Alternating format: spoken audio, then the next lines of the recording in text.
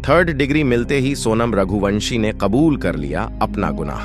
अब उसके लिए सिर्फ एक रास्ता बचा है, फांसी।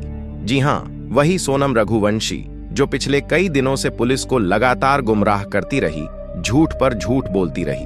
अब पुलिस की सख्ती के आगे उसने अपना हर एक गुनाह कबूल लिया है और जो कुछ भी उसने पुलिस को बताया वो किसी हॉरर फिल्म की स्क्रिप्ट से कम नहीं था।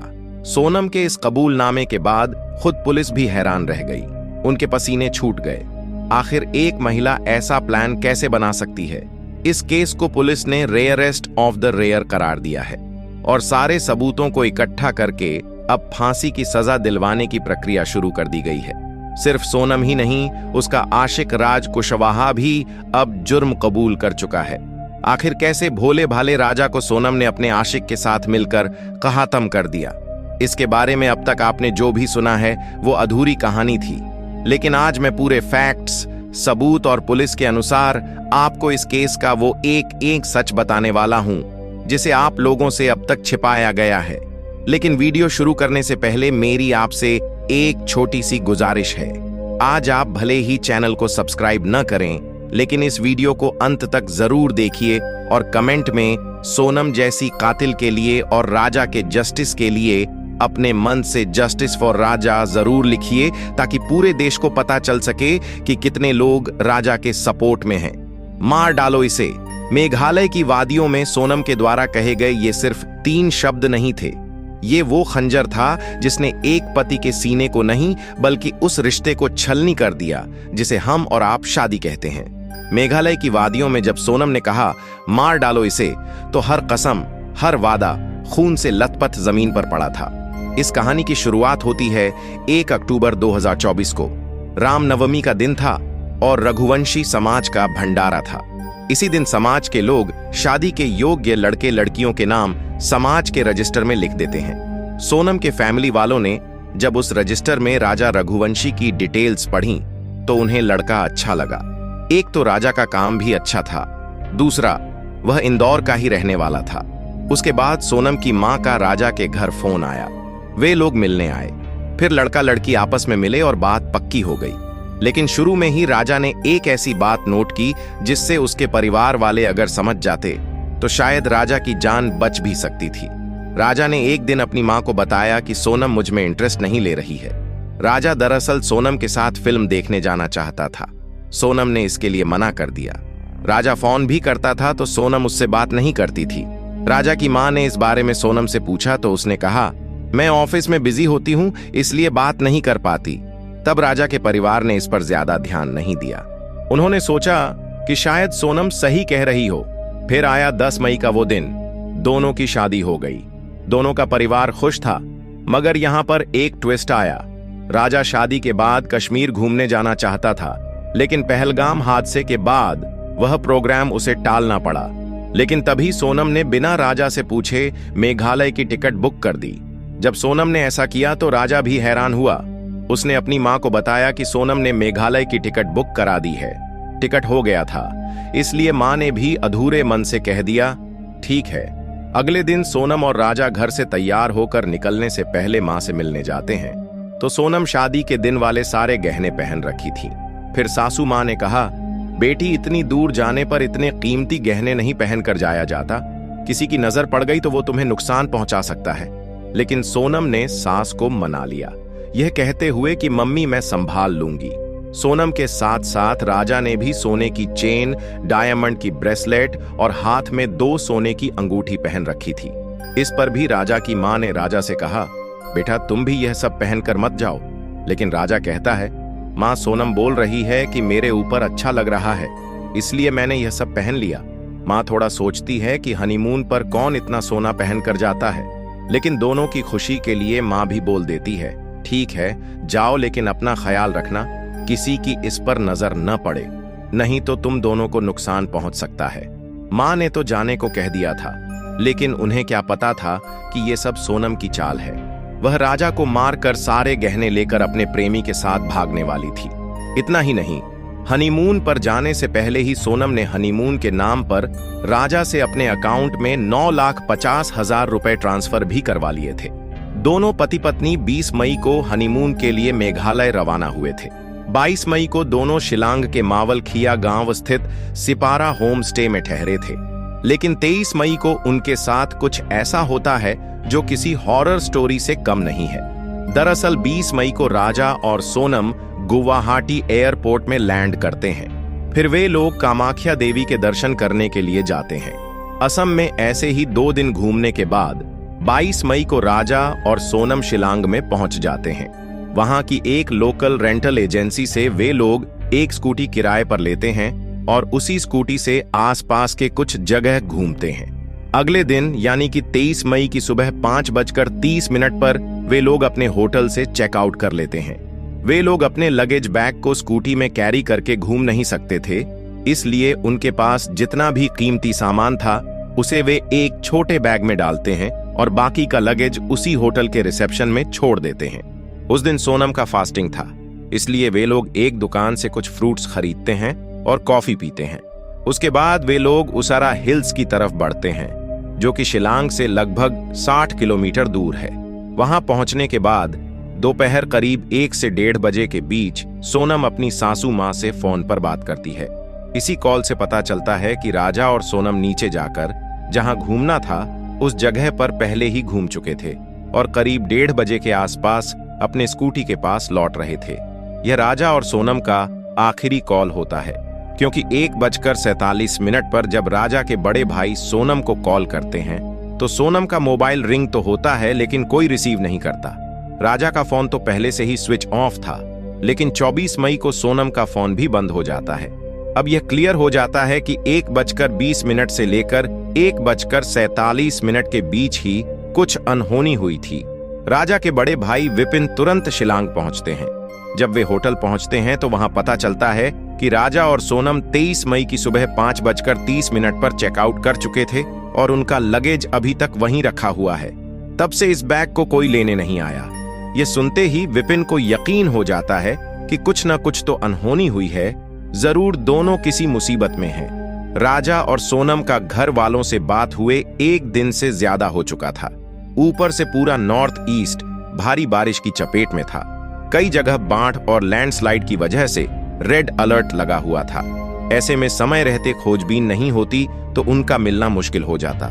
इसीलिए राजा के बड़े भाई विपिन ईस्ट खासी हिल्स पुलिस को इन्फॉर्म करते हैं, लेकिन खराब मौसम की वजह से पुलिस भी ज्यादा कुछ नहीं कर पाती। इसीलिए खुद ही राजा के फैमिली वाले राजा और सोनम को ढूंढना शुरू कर देते हैं।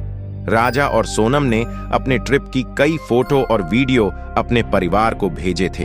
इन्हीं में से एक फोटो में पीछे एक पोस्टर दिखता है, जिसकी मदद से वे उस स्कूटी वाले तक पहुंचते हैं जिससे राजा ने स्कूटी किराए पर ली थी।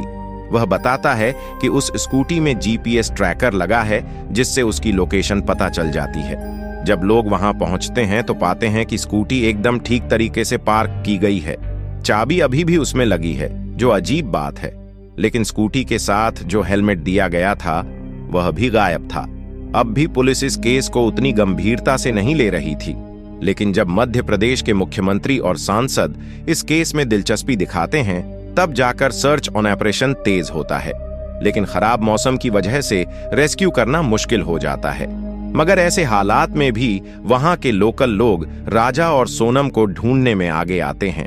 करीब 50 रेस्क्यू टीम बनाई जाती है, जिनमें लोकल पुलिस, एसडीआरएफ, एनडीआरएफ और एनजीओ के लोग मिलकर सर्च ऑन ऑपरेशन शुरू कर देते हैं। जहां ये लोग नहीं पहुंच पा रहे थे, वहां ड्रोन और हेलीकॉप्टर की मदद से सर्च ऑन ऑपरेशन चलता है। लेकिन लगातार बारिश की वजह से काम बहुत मुश्किल हो जाता है। बारिश लगातार हो रही थी, जिसके चलते काफी दिक्कतें हो रही थीं। 2 जून को यानी कि लापता होने के 10 दिन बाद जहां स्कूटी मिली थी, वहां से 50 किलोमीटर दूर एक बॉडी मिलती है। हाथ में एक टैटू बना हुआ था और उसमें राजा लिखा हुआ था। जब पुलिस वाले विपिन को ये बॉडी दिखाते हैं तो विपिन उसे पहचान लेते हैं कि ये तो उनके ही भाई की बॉडी है। सबका जो डर था वो सच हो जाता है। परिवार में हाहाकार मच जाता है। लेकिन यहाँ पर कहानी खत्म नहीं होती, बल्कि यह केस अब और भी उलझ चुका था। राजा के परिवार वालों ने बताया कि जब वह घर से निकले थे तो उनके गले में सोने की चेन थी, हाथ में 2 वेडिंग रिंग और एक डायमंड ब्रेसलेट भी पहना हुआ था, जिसकी कीमत करीब 10 लाख रुपए थी। लेकिन पुलिस को अब तक जो चीजें मिली थीं, उनमें एक सफेद रंग की महिला की शर्ट, एक पेंटोप्राजोल टैबलेट, वीवो का टूटा हुआ मोबाइल और राजा की स्मार्ट वॉच शामिल है। लेकिन सोने की चेन, दोनों रिंग और ब्रेसलेट गायब हैं। पोस्टमार्टम रिपोर्ट से पता चलता है कि राजा के शरीर पर कई जगह धारदार हथियार के घाव थे, यानी उसे साजिश के तहत मारा गया था। उनको मारकर नीचे खाई में फेंक दिया गया था। हथियार भी नया था, जैसे राजा को मारने के लिए ही यह खरीदा गया हो।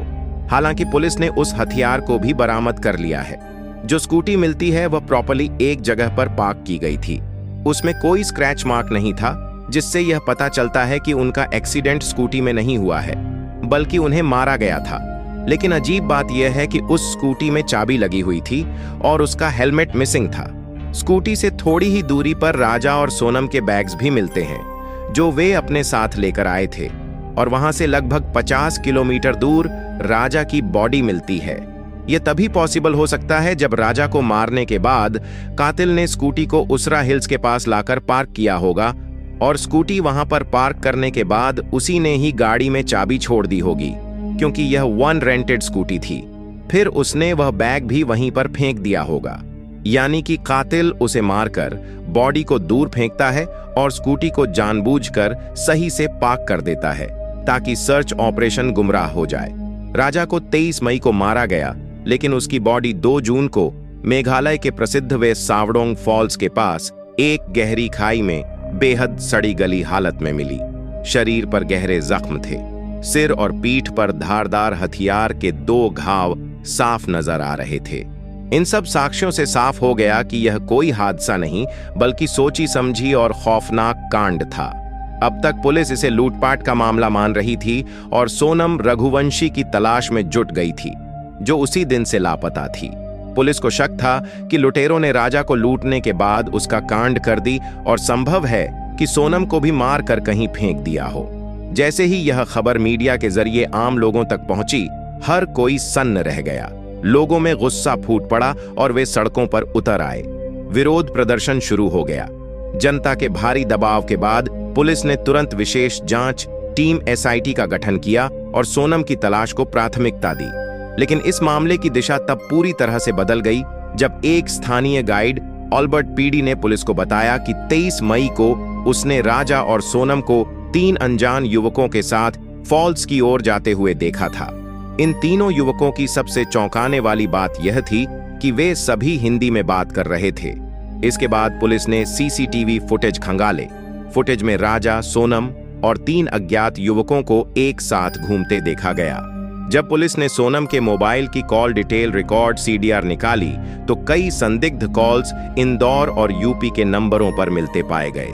इसके बाद मेघालय पुलिस ने इंदौर और यूपी की पुलिस के साथ मिलकर दोनों ही राज्यों में अलग अलग जगह छापेमारी करके 4 लोगों को पकड़ लिया। इनमें राज कुशवाहा और विशाल चौहान को इंदौर से, आकाश राजपूत को इंदौर के पास से और आनंद कुर्मी को बीना से गिरफ्तार कर लिया गया। शायद सोनम को इस बात की भनक लग गई थी कि उसके साथी अब पुलिस की गिरफ्त में आ चुके हैं। इसी डर से उसने आत्मसमर्पण करने का फैसला किया और फिर 8 जून की रात करीब 1 बजे यूपी के गाजीपुर में एक ढाबे पर एक लड़की बदहवास हालत में पहुंची।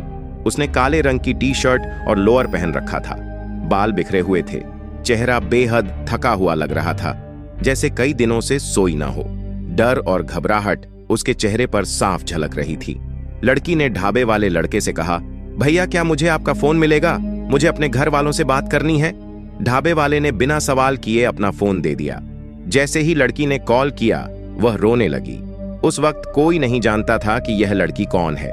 वहीं मौजूद कुछ महिलाओं ने उसे पहचानने की कोशिश की, लेकिन किसी को भी यह अंदाजा नहीं था कि यह वही सोनम रघुवंशी हो सकती है, क्योंकि गाजीपुर मेघालय से करीब 1100 किलोमीटर दूर है। फोन पर भाई से बात करने के बाद सोनम वहीं एक चारपाई पर बैठकर फूट फूट कर रोने लगी। तभी उसी नंबर पर सोनम के भाई का कॉल आया। उसने ढाबे वाले से कहा, भाई साहब आप तुरंत पुलिस को फोन करो। ढाबे वाले ने फौरन पुलिस को सूचना दी। करीब 30 मिनट बाद पुलिस मौके पर पहुंची। जब सोनम ने अपनी पहचान बताई तो पुलिस समझ गई कि यही वो लड़की है जिसकी तलाश में मेघालय पुलिस पिछले 17 दिनों से जुटी हुई थी। हम यह दावा नहीं करते कि सोनम रघुवंशी ने ही अपने पति का कांड करवाया है, लेकिन परिस्थितिजन्य साक्ष्य और विशेषज्ञों की राय यही संकेत देती है कि इस मामले में मुख्य साजिशकर्ता सबसे अधिक संभावना से वही हो सकती है। सोनम रघुवंशी ने जो कहानी पुलिस के सामने बयान की, वह किसी थ्रिलर फिल्म से कम नहीं थी।